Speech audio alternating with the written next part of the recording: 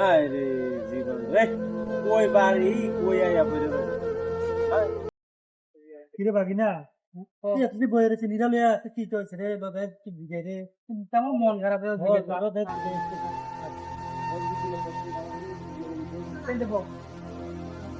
কি এরা কোথাও দিকে তোর ভাই মন খারাপ করে রে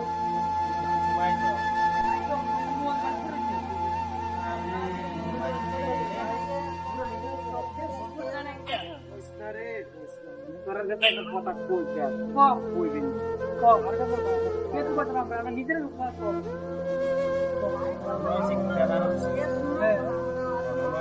আজকে 5 বছর ধরে বিদেশে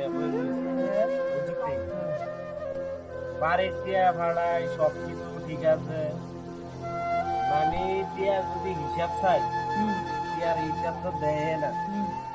মন যেমনে চায় এমনি টিয়া পয়সা উড়া যেমনে পারে এমনি চলে বুঝছি। আমি যদি বাড়ি যাইতাম কই মাথার বাড়ি করে যাই না আউন লাগতো না, বাড়িতে আউন লাগতো না। এত তাদের কি রে ও বেটা মনটা জানাচ্ছি কত হালকা হইতে আছে তোর কাছে কইয়া আগরতলা ঠিকই আছে রে দিকে আরে ভাই আমি তো হুন আমি বহুত বুঝাইছি, বুঝানোর পরে উল্টা আমার মাইসের বেটা এসে করে না বিদেশ, তুমি আলুতে বিদেশ করি না না পারি কিছু কইতাম না পারি সইতাম। কখন যদি আমি যদি অঞ্জলি কইলে ভাই যাবো কালকা তাই তো মাথার বাড়ি ভরে তাই মনের দুঃখ মনের ভিতরে মিটাইতেছি বুঝছি। তোর কাছে কখনই তো হালকা হয়েছে না রে ভাই, আমার কপালে নাই তাই বুঝতি।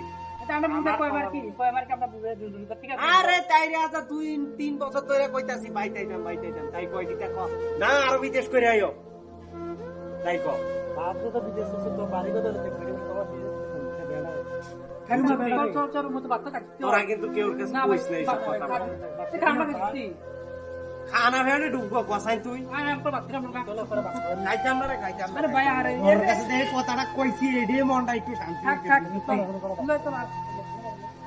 প্রিয়জনের মুখ থেকে ঠিক তখনই শোনা যায় এবছর বাড়ি না আসলে তেমন সমস্যা তো নাই, কষ্ট করে ধৈর্য ধরে আরেক বছর থাকো, বাড়ির পাশের এই জমিটা না হয় নিজের নামেই রাখো। কষ্ট করে এবছর আর বাড়ি এসো না, 1 বছর দেরিতে আসলে তেমন ক্ষতি হবে না।